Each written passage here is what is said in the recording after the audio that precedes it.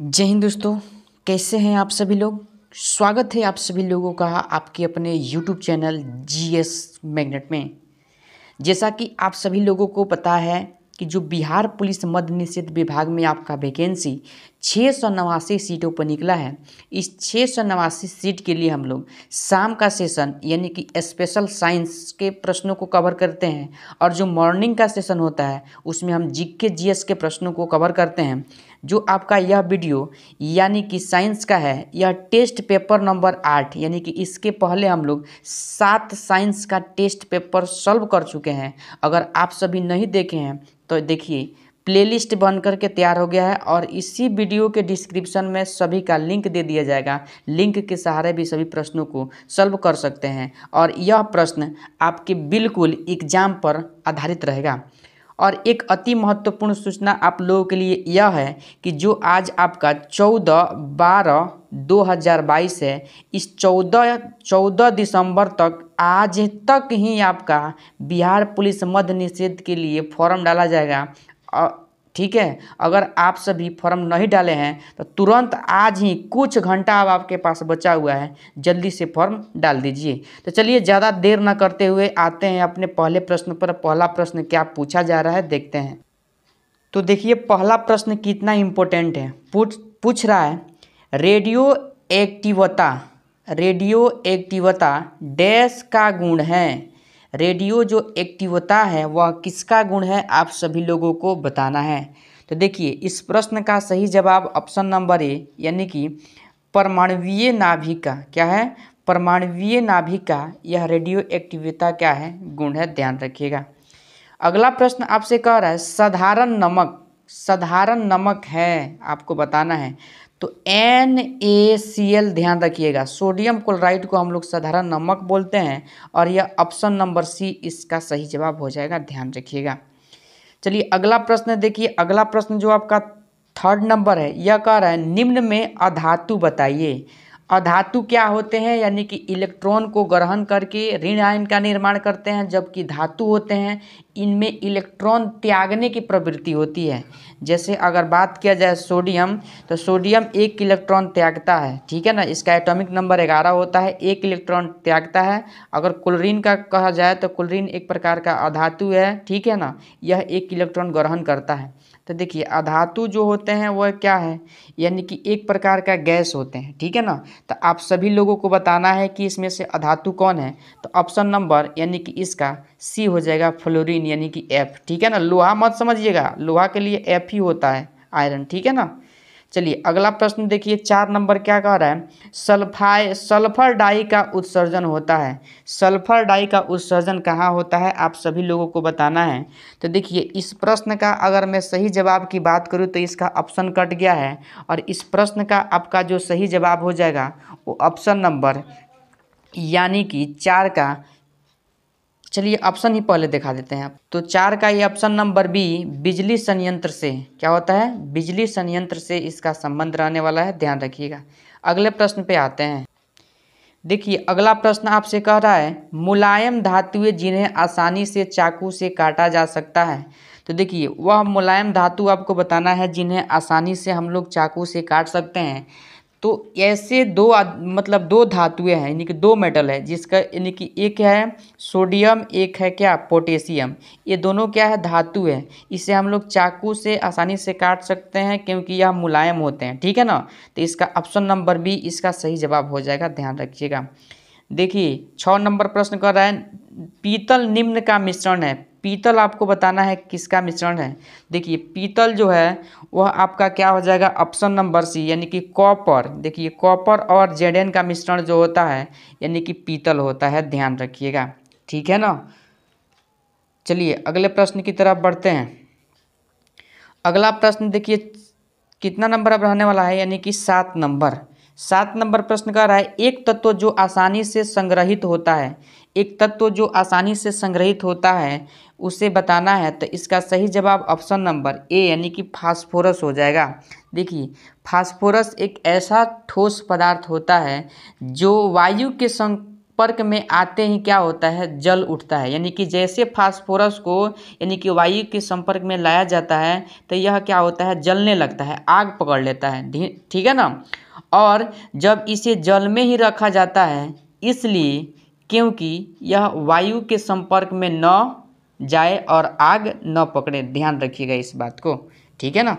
चलिए अगला प्रश्न देखिए 8 नंबर का आ रहा है, निम्न में से कौन सी कार्बन की अक्रिस्टलीय अवस्था है। कार्बन की अक्रिस्टलीय अवस्था बताना है तो इसका सही जवाब ऑप्शन नंबर यानी कि कोक सी हो जाएगा।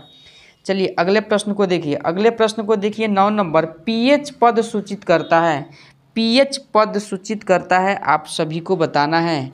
तो देखिए जो पीएच स्केल होता है इसकी खोज यानी कि सोरेनसन नाम के वैज्ञानिक ने किया था, इस बात को ध्यान रखिएगा। और जो पीएच स्केल जो होता है वो ऑप्शन नंबर सी, घोल की अम्लीयता या बेसियता यानी कि छाछ जैसे बोल सकते हैं आप, ठीक है ना, उसी को प्रदर्शित करता है। तो ऑप्शन नंबर सी इसका सही जवाब हो जाएगा। आगे देखिए 10 नंबर प्रश्न, चूने का पानी में डैश है। चूने के पानी में क्या है आप सभी लोगों को बताना है। तो देखिए चूने के पानी में ऑप्शन नंबर यानी कि बी, कैल्शियम हाइड्रोक्साइड, ठीक है ना, कैल्शियम हाइड्रोक्साइड आप लोग ध्यान रखिएगा। चलिए अगला प्रश्न, आपका अगला प्रश्न 11 नंबर देखिए कह रहा है वाशिंग सोडा है। देखिए वाशिंग सोडा को हम लोग धोवन सोडा के भी नाम से जानते हैं, इस बात को ध्यान रखिएगा। अब देखिए वाशिंग सोडा के अगर हम फार्मूला की बात करें तो Na2CO3 इसका रासायनिक फार्मूला यानी कि सूत्र होता है, आप सभी ध्यान रखिएगा।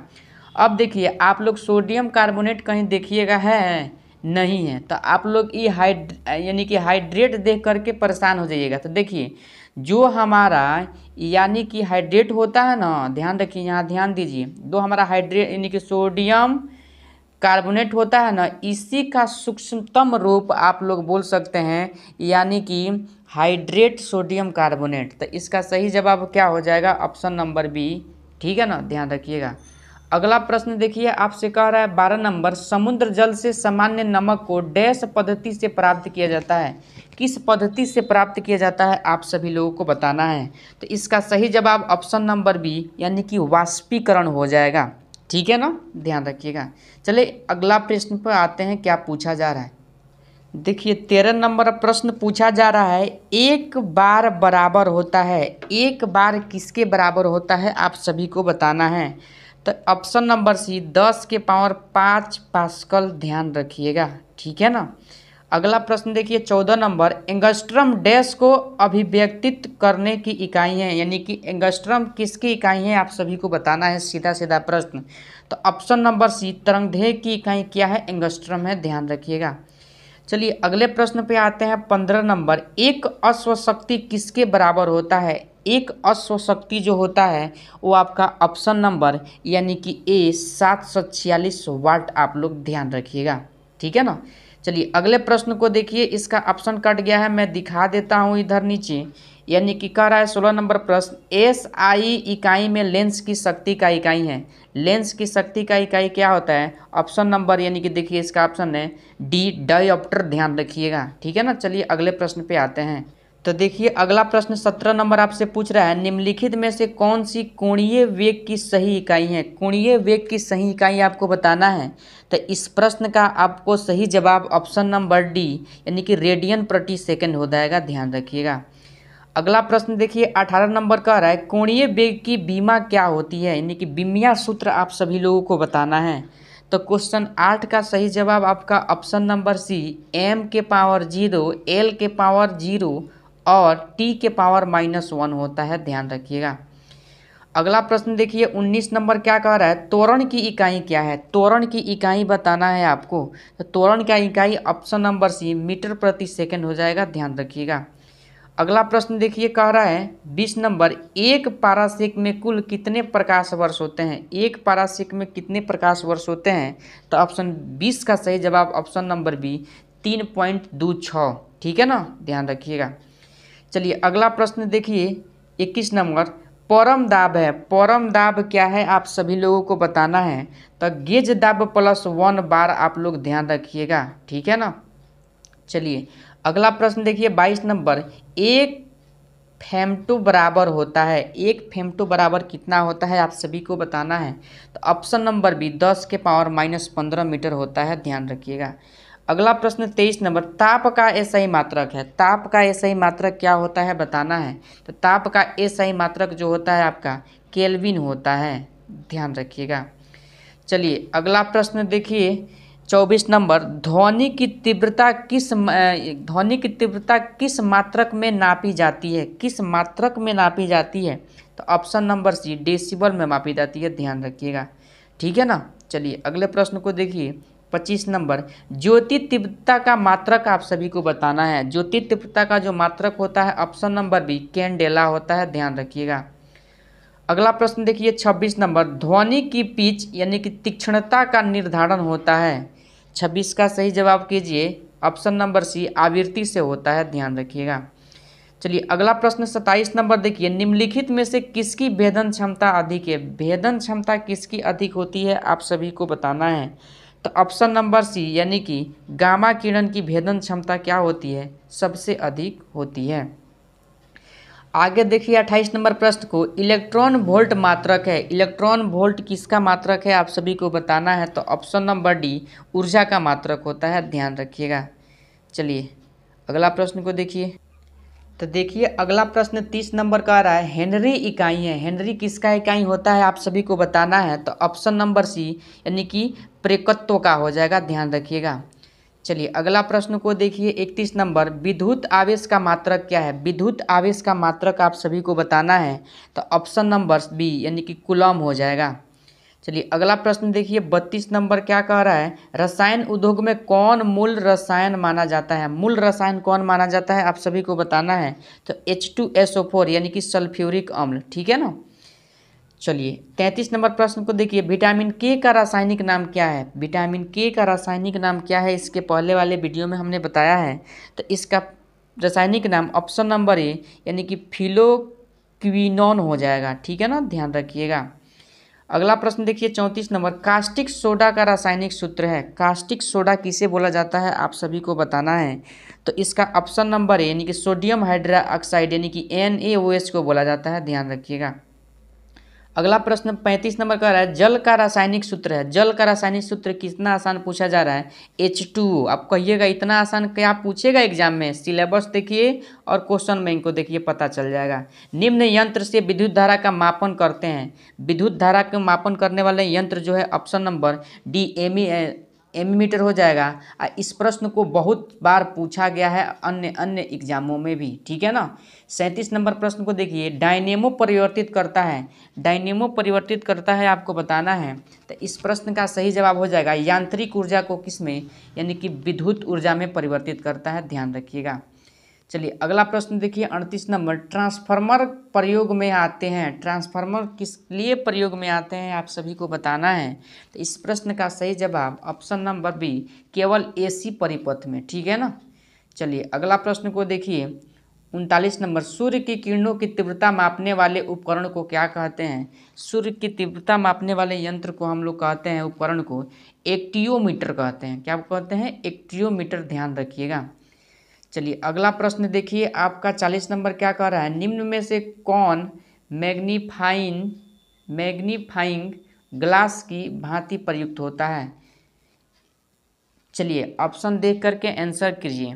तो इस प्रश्न का सही जवाब आपका ऑप्शन नंबर सी अभिसारी लेंस हो जाएगा, ठीक है ना। कमेंट में बताइएगा किस लेंस को अभिसारी लेंस कहते हैं, ठीक है ना।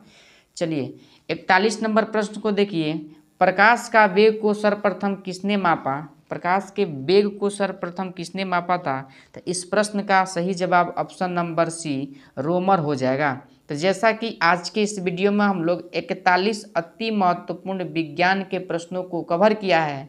इस प्रश्न को आप लोग सारे लोग, जितना लोग देख रहे हैं इस वीडियो को, इस सेशन को, तो सभी लोग अपने माइंड में इस प्रश्न को उतार लीजिए। यही प्रश्न आपसे एग्जाम में सीधा सीधा पूछा जाएगा। तो चलिए वीडियो को यहीं स्टॉप करते हैं और फिर मिलते हैं अगले वीडियो के साथ। तब तक के लिए जय हिंद, जय भारत। और हाँ, चैनल पर नए हैं तो चैनल को सब्सक्राइब कर लीजिए ताकि आपका एक भी प्रैक्टिस सेट छूट ना पाए, ठीक है ना। तो चलिए मिलते हैं फिर अगले सेशन में।